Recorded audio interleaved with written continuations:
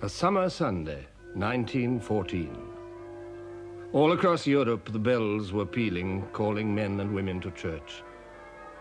Sunday, the Lord's Day, and a day of rest. It was a world of firm beliefs. The established order was not widely questioned. Father at the head of the family, the monarch at the head of the nation, God in his heaven.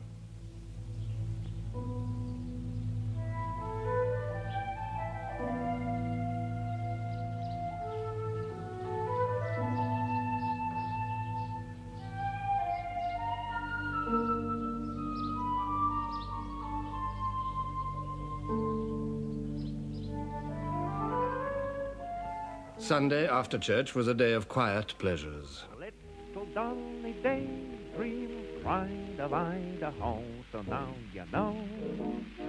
And when you go, you'll see there's something on her mind. Don't think it's you, 'cause no one's gonna kiss that gal but me.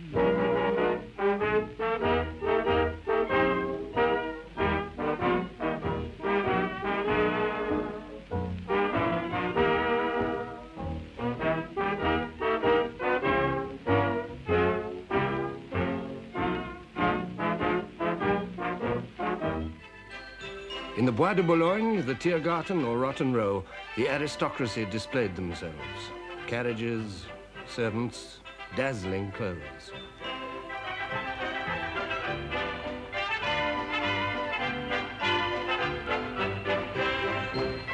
Material progress had marched swiftly in the peaceful decades before 1914. It was a world of novelties, clashing with established ways. Wireless and telephones, motor cars and motorcycles, electric light and electric trains, submarines and airships.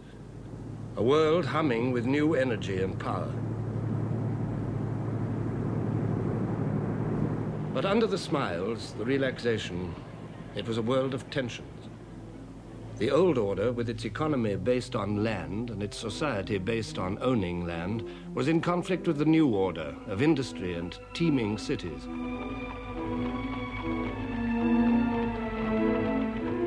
Industry had uprooted populations, expanded them beyond belief, tempted them, enriched them, and impoverished them.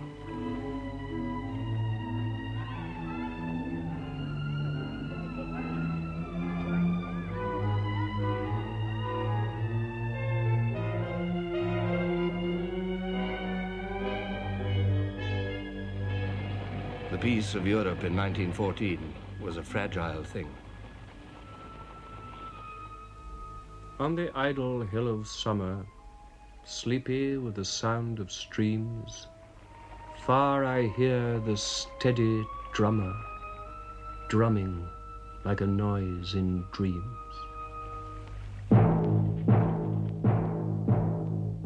In the Germanic empires, lying across the heart of Europe, the clash of old and new was obvious.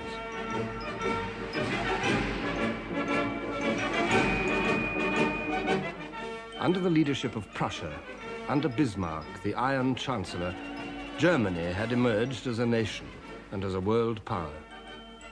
In 1871, her 39 separate states, after centuries of discord, had united at last. The kings of Saxony and Bavaria, the princes, dukes and electors, Brunswick, Baden, Hanover, Mecklenburg, Württemberg, Oldenburg, all paid allegiance to the King of Prussia, the Kaiser. This unity fulfilled a deep wish in German hearts. It gave them a sense of destiny. Even the leadership of Prussia was better than insignificance. And with unity had come an extraordinary upsurge of energy and expansion.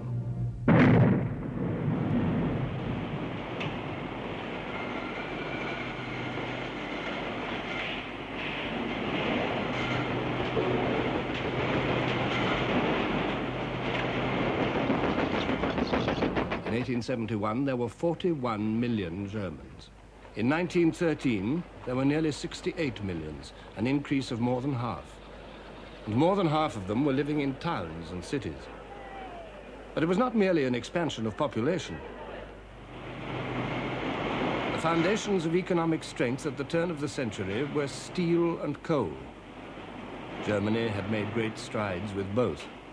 Steel production multiplied by 12 in 30 years. Coal production multiplied by nearly 5 in 30 years. Manufactures multiplied by 4. Exports multiplied by 3. Exports of chemicals multiplied by 3. Exports of machinery multiplied by 5. In 30 years, Germany's share in world trade had risen by a third.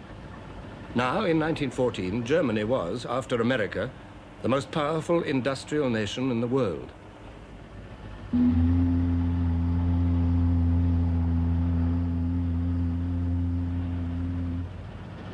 The epitome of her industrial might lay in the firm of Krupp. Essen, city of steel, where the first Krupp factory was built, became, by 1902, a great city with its own streets, its own police force, fire department and traffic laws. There are 150 kilometers of rail, 60 different factory buildings, 8,500 machine tools, 7 electrical stations, 140 kilometers of underground cable and 46 overhead. Germany delighted in the prowess of Krupps. When Alfred Krupp died in that year, the Kaiser attended his lavish funeral and called him a German of the Germans.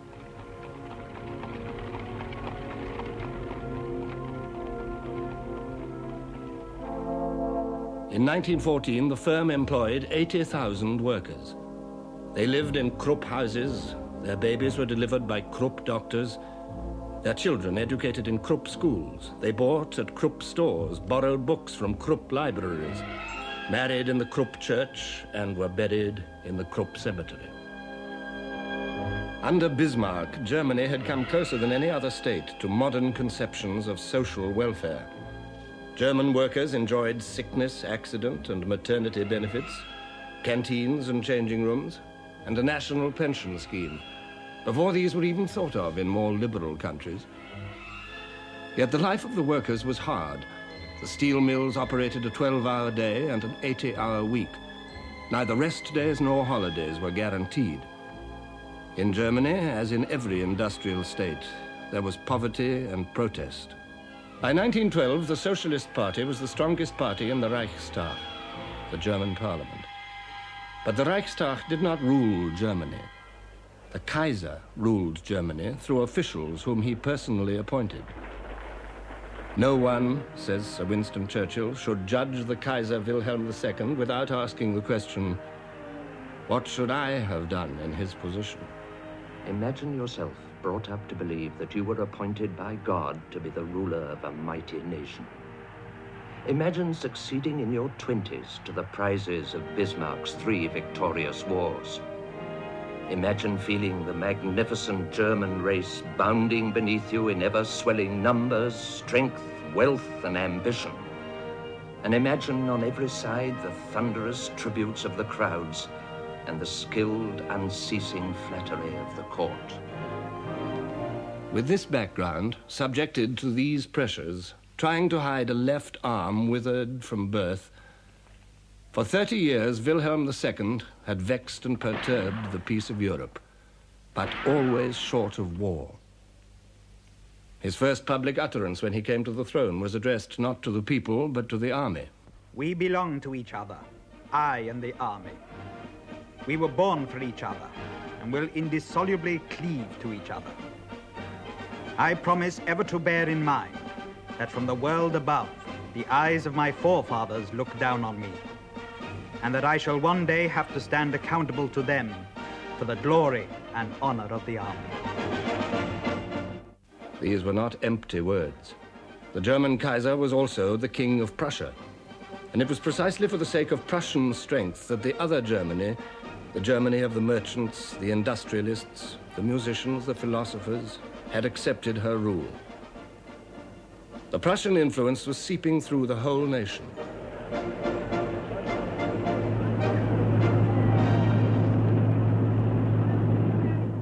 It was above all a military influence, well described by one of its advocates, General von Hindenburg.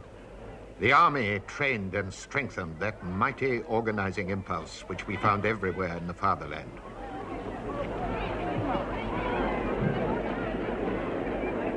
The conviction that the subordination of the individual to the good of the community was not only a necessity but a positive blessing had gripped the mind of the German army and through it that of the nation.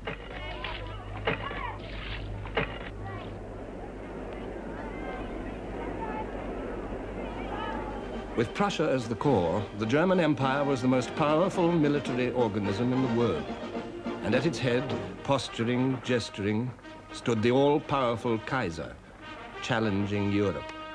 Without Germany, and without the German Kaiser, no great decisions must ever be taken.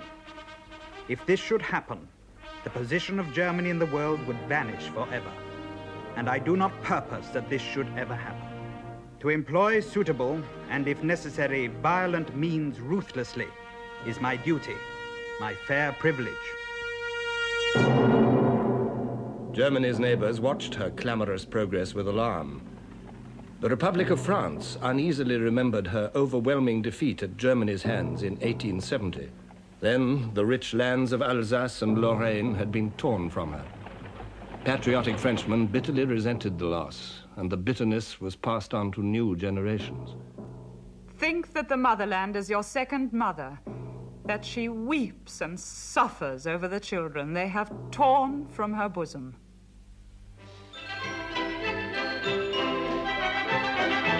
France had her iron, her coal, her industry, but the French were, above all, tillers of the soil.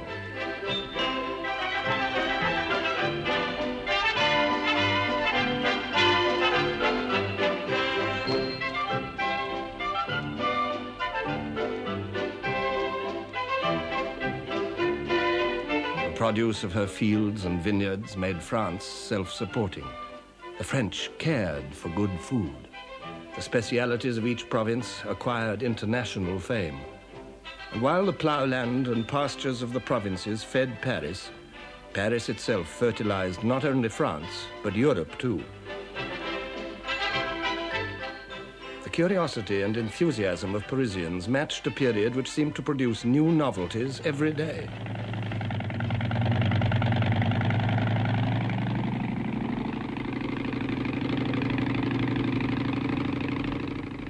Louis Blériot was the first man to fly the Channel. I began my flight steady and sure. I have no apprehension, no sensations, nothing. I am making at least 42 miles an hour, traveling at a height of 250 feet. Below me is the sea. There is nothing to be seen, neither France nor England. I am alone. For 10 minutes I am lost, and then I see the cliffs of Dover.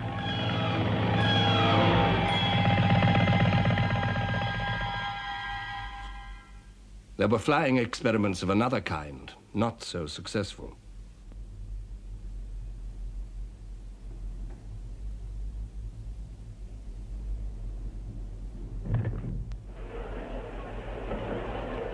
Cranks or pioneers, the French greeted them all expectantly.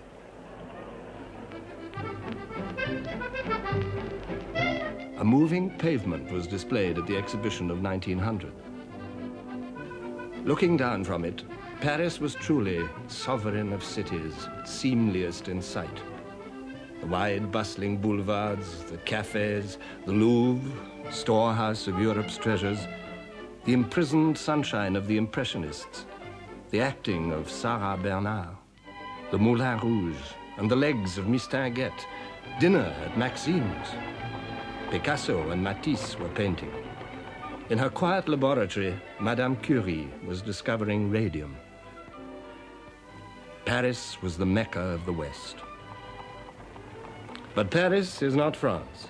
The glamour of Paris did not reflect the deepest truths about the French.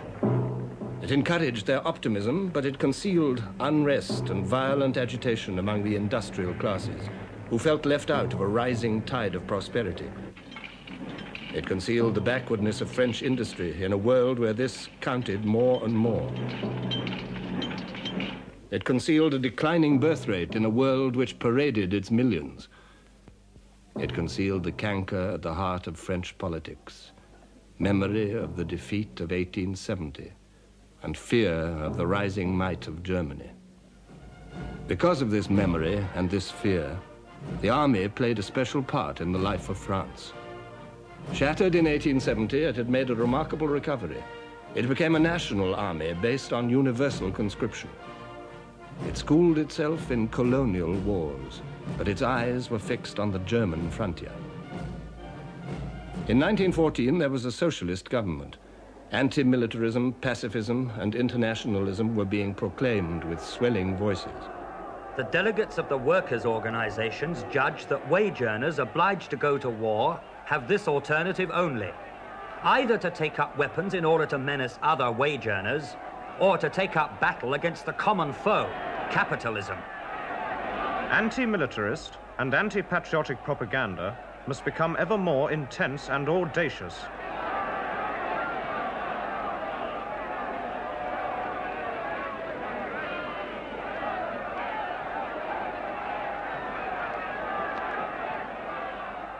Discordant voices in France, strident voices in Germany.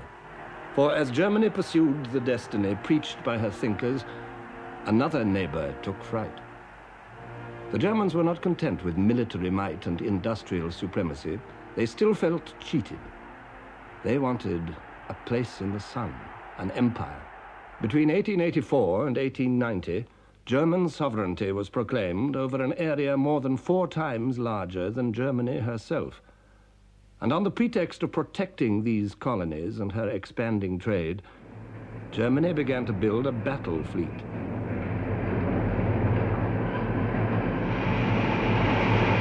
This was a threat that any British newspaper reader could understand.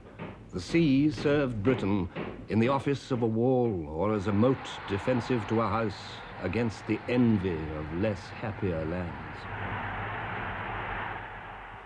Now envy was reaching across the sea. Winston Churchill spoke for all Britain when he said, "Our naval power involved British existence. If our naval supremacy were to be impaired, the whole fortunes of our race and empire would perish and be swept utterly away." Britain awoke to the truths of the 20th century. Reality jarred against the romantic image of merry England. Yet the image lived on, reinforced by the royal family in its role of country squire.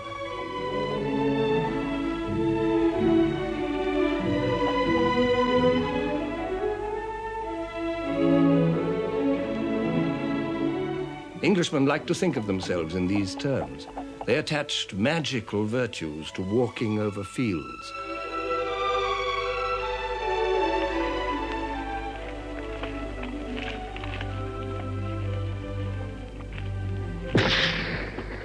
They also found virtue in royal pageantry, jubilees, coronations, state openings, funerals. The funeral of King Edward VII in 1910 provided a last glimpse of royal Europe in all its panoply.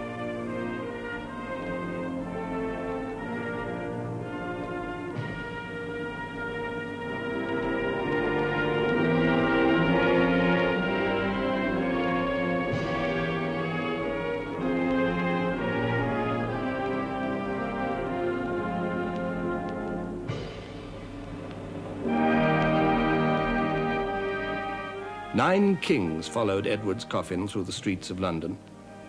King George V, his successor, the Kaiser, his nephew, the King of Belgium, the King of Spain, the kings of Portugal, Denmark, Bulgaria, Norway, and Greece. The watching, awe-struck crowds were reminded that Britain was the center of an empire on which the sun never set.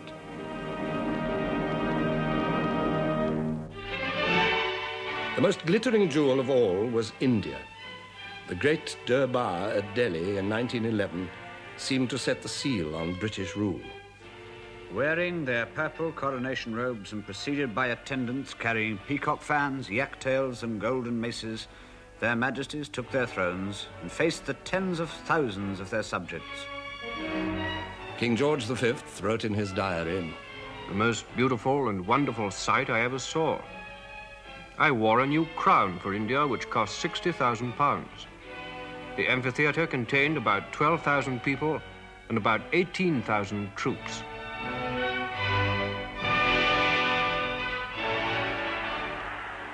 "119 princes and maharajas bowed and retracted in a ceremony which lasted a full hour. The Delhi Durbar affirmed the bond between the King-Emperor and more than 300 million Indian subjects. Africans, too, were subjects of the British Crown.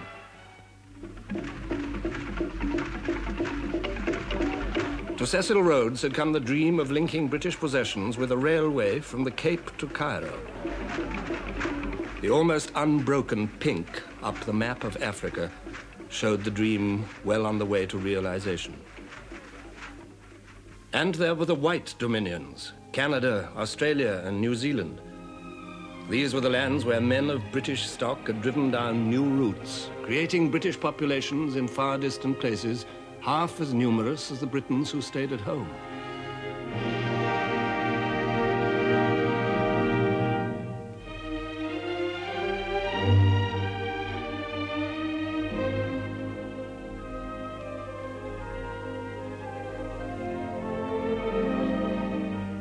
In the British Isles, life for many was a struggle for daily bread.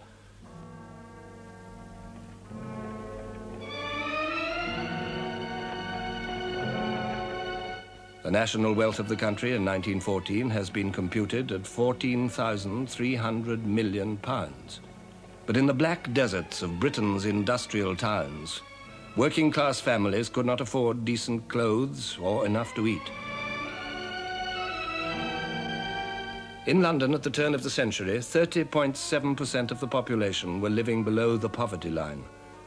In York, 28% existed on a diet less generous than that of the workhouse.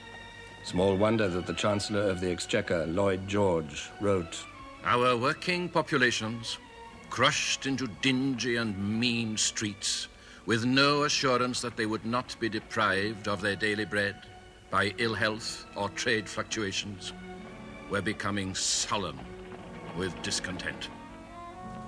As in Germany and in France, the workers turned to socialism. The Labour Party was born. But 40 Labour MPs could not provide a remedy. Only through the rapidly growing trade union movement could the workers assert their demands.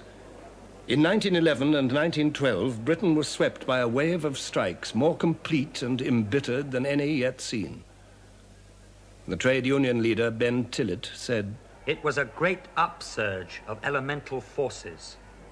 It seemed as if the dispossessed and disinherited classes were all simultaneously moved to assert their claims upon society."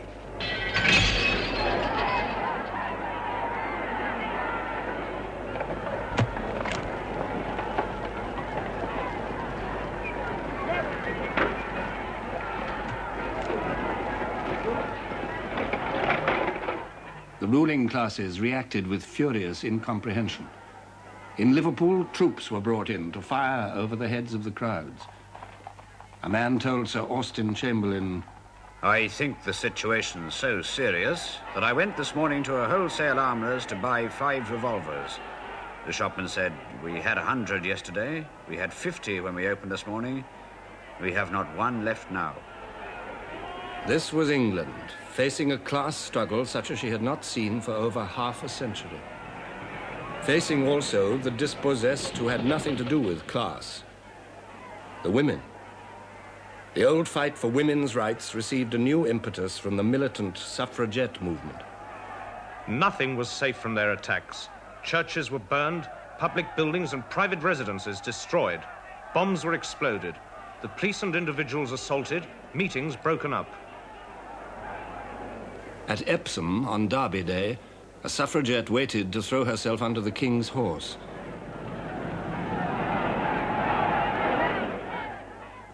She died of her injuries. Workers and women. There were others, too, whose discontents were coming to a head. Southern Ireland was clamoring for home rule. Her spokesman was Eamon de Valera.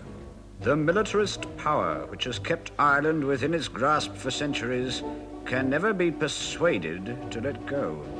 If liberty is not entire, it is not liberty. The Irish struggle brought Britain to the very edge of civil war.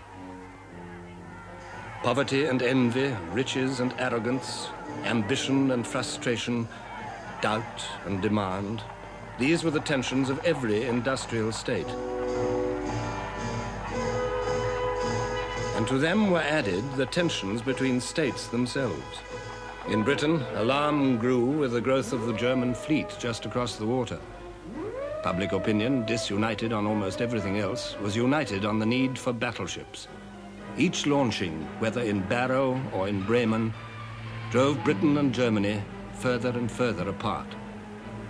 Even men as sympathetic towards Germany as Lord Haldane could say, peace was to be preserved, but preserved on what terms?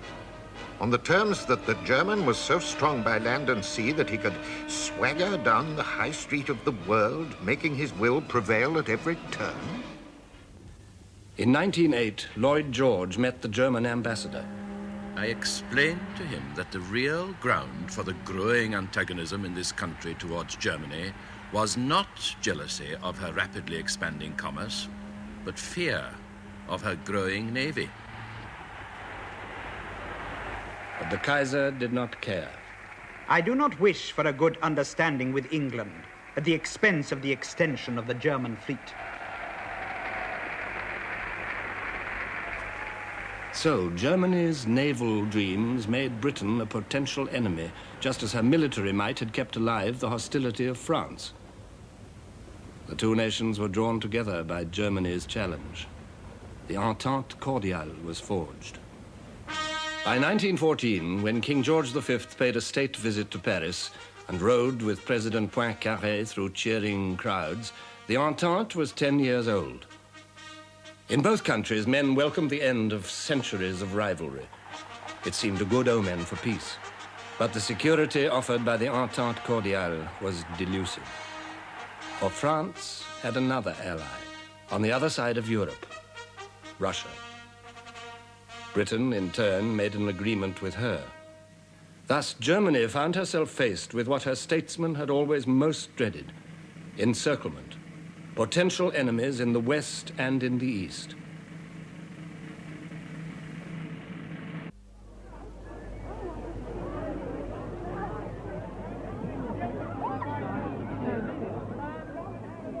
In the summer of 1914, it was not Britain, nor France, nor Russia which held the real threat to the peace of Europe.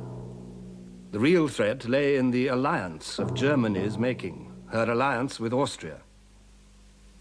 This was a shackle linking the swelling vigor of Germany to the irresponsible policies of an old, decaying empire. Bismarck foresaw the danger. I shall not live to see the Great War, but you will see it, and it will start in the East. For centuries, Austria had been the leading German state, Europe's shield against the East. By 1914, her empire was an anachronism, whose fatal ambitions died hard. At the head of this ancient realm stood the Emperor Franz Joseph, 84 years old. He had reigned in Vienna since 1848, Europe's year of revolutions, when the Austrian Empire had come near to collapse. Franz Joseph held it together by a mixture of compromise and repression, but nothing could disguise its decrepitude. Lord Lansdowne wrote, "To human calculation, the Habsburg Empire cannot survive the decease of the Emperor Franz Joseph." The anachronism lingered on, upheld by this old man. Its ceremonies, its displays, its brilliant uniforms, the rigid protocol of the imperial court, the high-sounding titles, the wit, the music, the culture of Vienna, all belonged to a past which was becoming ever more at odds with the present. For this empire was not merely Austrian. It was, in the first place, a dual monarchy. The Austrians shared power with the Hungarians, who kept their own parliament and their own laws. Austrians and Hungarians together ruled over a mixture of peoples. Italians, Poles, Czechs, Ruthenians, Slovaks, Slovenes, Serbs. Nearly half of Franz Josef's subjects were Slavs, who viewed their masters with sullen hatred and yearned for liberation. They looked for aid outside the Austrian Empire to the free Slav countries, the rising kingdom of Serbia and the Russian Empire, protector of Slavs everywhere. Tribal memories and tribal fears agitated all these people whose borders stretched to Europe's edge. Russia would stand by the Slavs.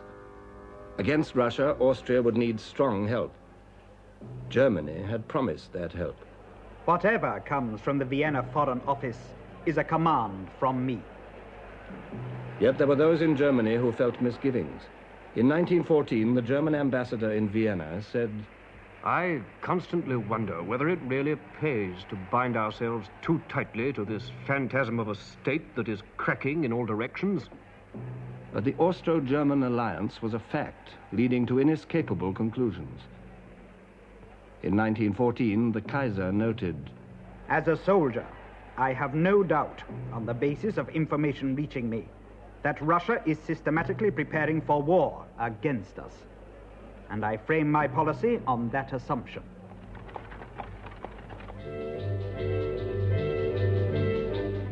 Russia also was a troubled anachronism. The Tsar of all the Russias ruled over countless millions of people.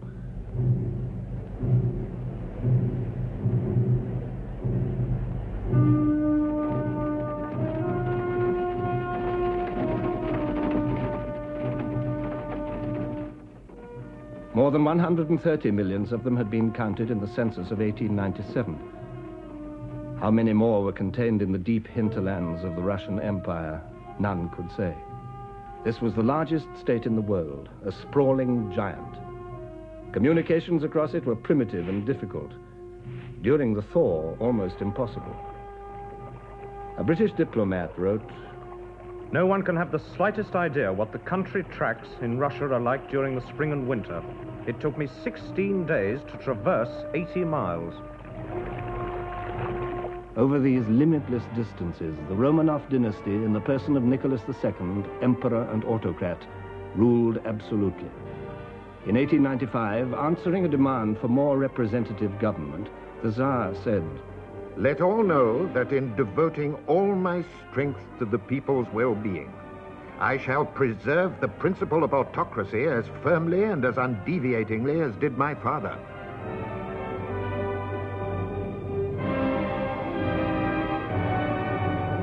In 1905, Russia suffered humiliating defeat at the hands of Japan. The very foundations of Tsarism were shaken. The peasants, the vast, illiterate masses of Russian people, living on a chancy borderline of famine and ruin, rose in revolution. They found allies in the growing industrial proletariat. But the 1905 revolution was bloodily crushed. In 1906, the principle of autocracy was restated by the Imperial Council more firmly than ever.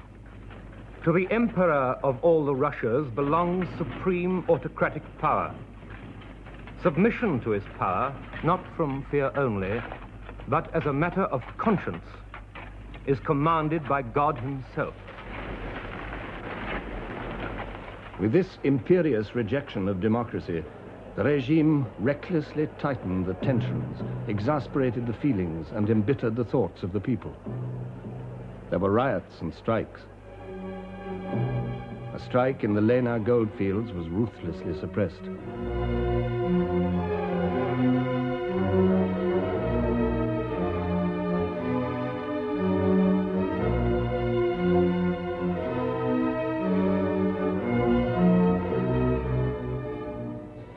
The Tsar and his court consumed their time with simple pleasures, heedless of the Russian people.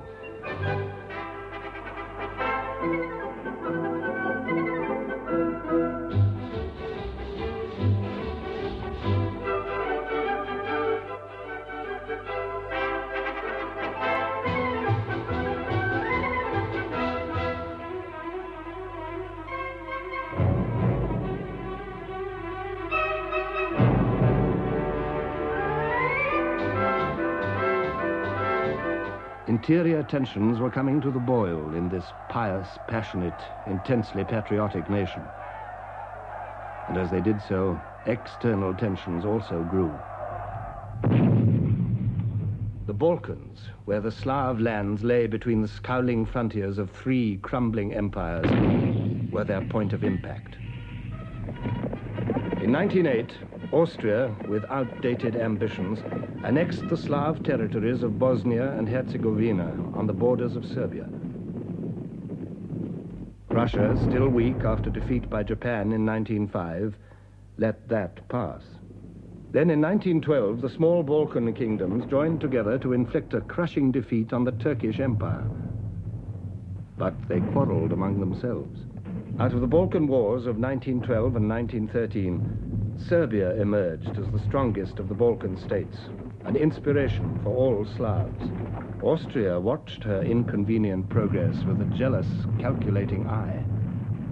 The British ambassador in Vienna reported in 1913, "Relations between Austria and Russia are growing worse day by day.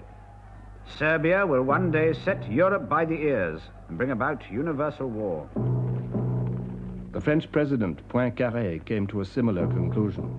Whatever be the issue, small or great, which may arise in the future between Russia and Germany, it will not pass by like the last. It will be war. In Austria, the issue was clear. The Austrian chief of staff, Konrad von Hotzendorf, said openly, "We must crush this viper, Serbia." By 1914, Europeans had learned to live with fear, and fear is the midwife of war. On Sunday, June the 28th, Europe entered upon her final, fatal crisis. The Archduke Franz Ferdinand, heir to the Austrian throne, and his wife were visiting Sarajevo, capital of the recently annexed province of Bosnia.